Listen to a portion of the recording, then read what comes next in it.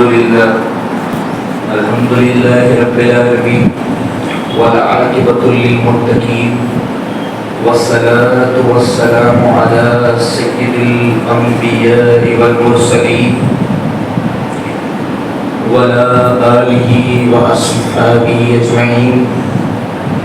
أما بعد فقد قال الله تبارك وتعالى في شأن حبيبه الكريم إن الله وملائكته يصلون على النبي يا أيها الذين آمنوا صلوا عليه وسلموا تسليما. اللهم صل على سيدنا ومولانا محمد وآل الوجود وكرم وعلى آله وأصحابه أجمعين. جب حسن تھا ان کا جلوہ نما، جب حسن تھا ان کا جلوہ نما، تو انوار کا عالم کیا ہوگا. اور ہر کوئی فدا ہے بن دیکھے، ہر کوئی فدا ہے بن دیکھے، تو دیدار کا عالم کیا ہوگا، تو دیدار کا عالم کیا ہوگا. اور ایک سمت علی، ایک سمت عمر، صدیق ادھر عثمان ادھر، ایک سمت علی ایک سمت عمر، صدیق ادھر عثمان ادھر. ان جگمگ جگمگ تاروں میں بلا سرکار کا عالم کیا ہوگا. ان جگمگ جگمگ تاروں میں بلا سرکار کا عالم کیا ہوگا. اور جب ان کے غلام بھر دیتے ہیں سامان زمانہ کی جولی، جب ان کے غلام بھر دیتے ہیں سلطان زمانہ کی جولی. ارے محتاج کا جب یہ عالم ہے تو مختار کا عالم کیا ہوگا. محتاج کا جب یہ عالم ہے تو مختار کا عالم کیا ہوگا. اور چاہے تو اشارے سے اپنی کایا ہی پلٹے دے اس دنیا کی. یہ شان ہے ان کے غلاموں کی، تو بلا سردار کا عالم کیا ہوگا، تو بلا سردار کا عالم کیا ہوگا. اور سن سن کر صحابہ کی باتیں کفار کلمہ پڑھتے تھے، سن سن کر صحابہ کی باتیں کفار بھی کلمہ پڑھتے تھے. پھر میرے رسول اکرم کی گفتار کا عالم کیا ہوگا، میرے رسول اکرم کی گفتار کا عالم کیا ہوگا. اور طیبہ سے ہوا جب چلتی ہے، طیبہ سے ہوا جب چلتی ہے بیکل کو سکون مل جاتا ہے. طیبہ سے ہوا جب چلتی ہے بیکل کو سکون مل جاتا ہے. ارے اس بار کا یہ عالم ہے تو اس بار کا عالم کیا ہوگا. جب اس بار کا یہ عالم ہے تو اس بار کا عالم کیا ہوگا. معزز سامعین کرام السلام علیکم ورحمۃ اللہ وبرکاتہ.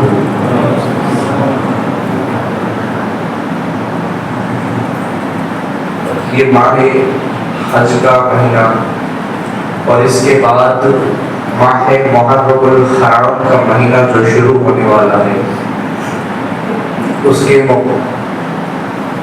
محرم الحرام کے مہینے کے چلتے ہوئے اس کے پہلے کربلا کے واقعہ کے پہلے، کربلا کے بیان کے پہلے، یہ کربلا کا جو منظر، جو کربلا کا جو واقعہ بنا، وہ حقیقتاً ایک خلافت الرسول کے سلسلے پر بنا.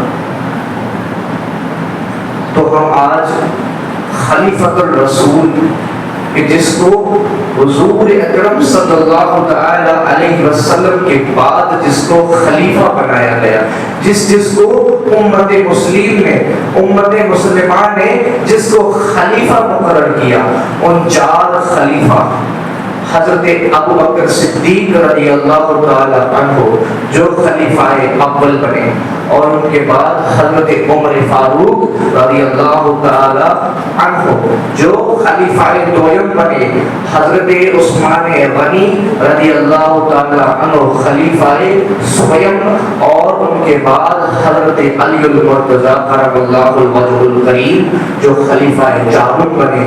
اور ان خلیفاؤں یہ جو پہلے اور آخری جو 4 خلیفہ بنے، اور جو پہلے اور دوسرے حضرت ابو بکر صدیق اور حضرت عمر فاروق رضی اللہ تعالی عنہ، ان دونوں ان بڑی شخصیت، ان صحابہ کرام، ان خلیفہ میں پوری امت کا اجماع ہے۔ سنت و جماعت کے تمام علماء کرام کا اس پر اجماع ہے، اس پر کوئی اختلاف نہیں، لیکن حضرت عثمان غنی اور حضرت علی المرتضی ان میں اجماع ضمور ہے۔ اجماع ضمور کا معنی یہ ہوتا ہے کہ کسی سنی علماء کو اس بات میں اختلاف ہے اور حضرت علی المرتضی رضی اللہ تعالی عنہ کو کوفہ اور بصرہ کے سنی عالم یہ مانتے ہیں کہ حضرت علی المرتضی تیسرے نمبر پر ہے افضلیت میں، لیکن جو ایک بڑا مجمع ہے، جو امت عالموں کا بڑا مجمع ہے، یہ مانتا ہے کہ حضرت عثمان غنی رضی اللہ تعالی عنہ کا ہی تیسرا نمبر ہے خلیفۃ اللہ میں۔ تو یہ جہاں پر علماء کرام کی تعداد زیادہ ہے، اس چیز کو، اس بات کو اقرار کرنا امت مسلمہ پر واجب ہے۔ اس بات پر حضرت ابو بکر صدیق اور حضرت عمر فاروق رضی اللہ تعالی عنہ یہ دونوں خلیفۃ الرسول بنے۔ حضور پاک صلی اللہ تعالی علیہ وسلم کے بعد جو امت مسلمہ کے خلیفہ بنے ہیں، تو حضرت ابو بکر صدیق کی اگر بات کرے تو ابو بکر صدیق رضی اللہ تعالی عنہ یہ افضل البشر بعد از انبیاء ہے، کہ اللہ کے بعد اگر کسی کا نام آتا ہے تو نبیوں کا اور انبیاء کا آتا ہے۔ 1,24,000 کموبیش انبیاء کرام اللہ تعالیٰ نے اس دنیا بشر میں بھیجے، تو اللہ کے بعد کوئی افضل ہے تو سب تمام انبیاء کرام ہے، اور ان انبیاء کرام کے بعد اگر بشری زندگی میں کوئی سب سے افضل ہے تو حضرت ابو بکر صدیق رضی اللہ تعالیٰ عنہ، یہ ان کا افضلیت کا مقام ہے، اور وہ خلیفہ اول بنے اس بات کے لیے وہ افضل نہیں ہے، وہ افضل تھے اس لیے خلیفہ بنے۔ یہ بھی کسی کے ذہن میں اختلاف ہو سکتا ہے، یہ اپنے ذہن میں سوال ہو سکتا ہے کہ وہ پہلے خلیفہ بن گئے اس لیے وہ افضل ہے، نہیں، وہ افضل تھے اس لیے خلیفہ پہلے بر مقرر کیے،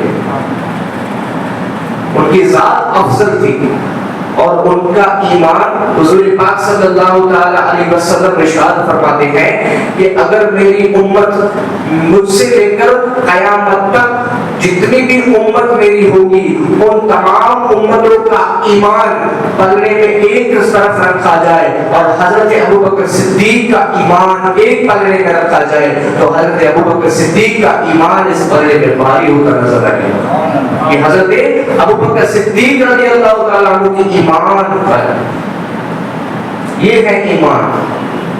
اور سب سے آسان اگر اسلام قبول کسی نے کیا ہو، سب سے آسان، نہ کوئی معجزہ دیکھا، نہ کوئی دلیل مانگی، کوئی بھی چیز نہیں، اگر سب سے آسان ایمان قبول کیا ہو اور سب سے اولین ایمان قبول کیا ہو تو وہ بھی ذات حضرت ابو بکر صدیق رضی اللہ تعالیٰ عنہ۔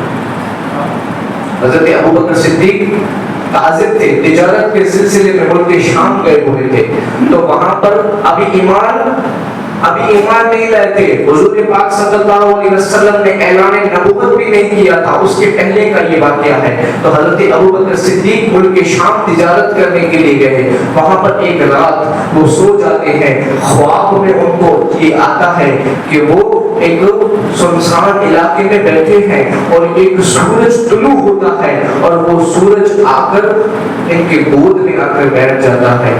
تو اس خواب کی تعبیر کرانے کے لیے اس وقت میں جو آج عالم ہم جسے کہتے ہیں، امت مسلمان میں ہم جسے عالم علماء کہتے ہیں، تو وہاں پر اس یہودیوں کے دور میں ان کے جو عالم ہوتے تھے ان کو راہب کیا جاتا تھا، راہب کہتے تھے۔ تو حضرت ابو بکر صدیق ایک راہب، ان کے شام کے ایک بڑے تجربے کار راہب تھے، ان کے پاس جا کر اپنے خواب کی تعبیر کراتے ہیں تو وہ راہب کہنے لگتے ہیں کہ اس خواب کی آپ کی تعبیر یہ ہے کہ آپ عرب کے رہنے والے ہو، مکہ کے رہنے والے ہو اور آپ یہاں سے جب مکہ واپس جاؤ گے تو ایک وہاں پر جانے کے بعد آپ کو ایک ملاقات، ایک شخص سے ملاقات ہوگی اور وہ اعلان نبوت کریں گے اور آخری نبی ہونے کا اعلان کریں گے.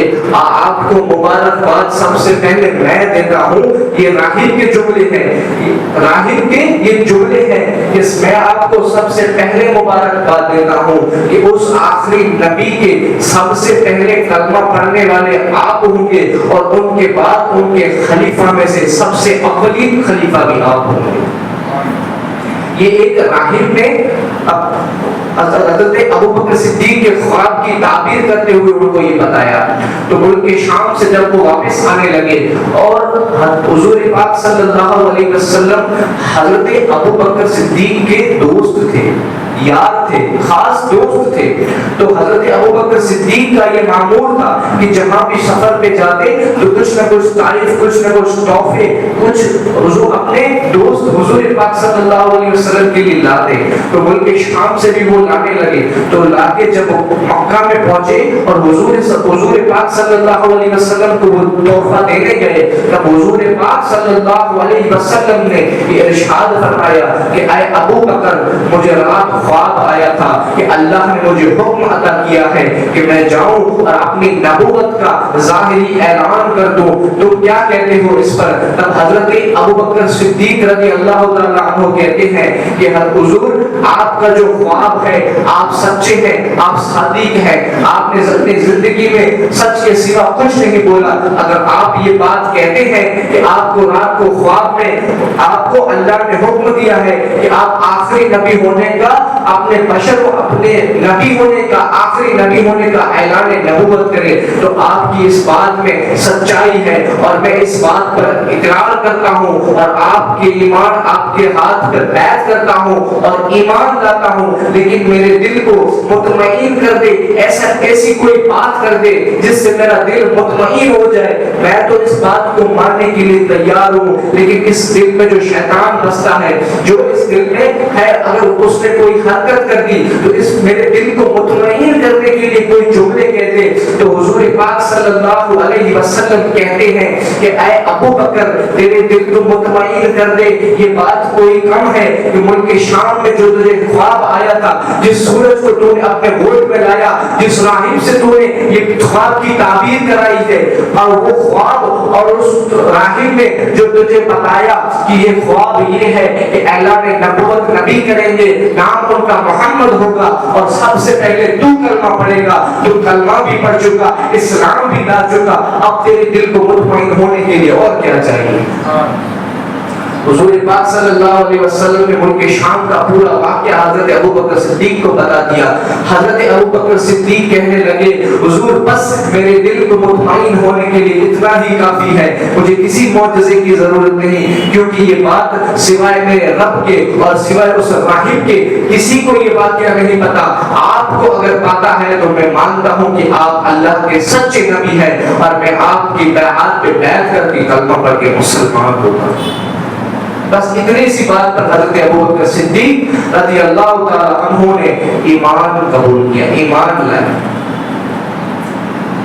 اب حضرت ابوبکر صدیق کی اتنی بڑی ذات، اتنی افضلیت کہ حضور پاک صلی اللہ علیہ وسلم یہ کہتے ہیں کہ ایمان سب سے افضل ہے تو حضرت ابوبکر صدیق کا، اور یہ بھی کہتے ہیں کہ امت میں تمام امتوں میں سے اگر سب سے زیادہ عمل کس کا ہے تو وہ حضرت ابوبکر صدیق کا. اور عمل، ایمان اور عمل اگر ہم دیکھنے جائیں تو اس تمام امت میں، اس تمام امت کے ایمان میں اس میں حضرت عمر فاروق بھی شامل ہے، عثمان غنی رضی اللہ تعالیٰ عنہ وہ بھی شامل ہے، علی المرتضیٰ بھی شامل ہے، ان کے بعد تمام اہل بیت اطہار بھی شامل ہے، غوث اعظم دستگیر بھی شامل ہے، خواجہ غریب نواز بھی شامل ہے، اعلیٰ حضرت بھی شامل ہے، شاہ مراد بخاری بھی شامل ہے. ان تمام بزرگان دین، ان سب کا ایمان ایک پلڑے میں اور تمام امت کا ایمان اور عمل ایک پلڑے میں، اور حضرت ابوبکر صدیق کا ایمان اور عمل ایک پلڑے میں، تو حضرت ابوبکر صدیق کا ایمان اور عمل دونوں پلڑے میں بھاری ہو کر نظر آئے گا. کہ حضور صلی اللہ علیہ وسلم خود ارشاد فرماتے ہیں کہ یہ میرے ابو بکر کی شان ہے.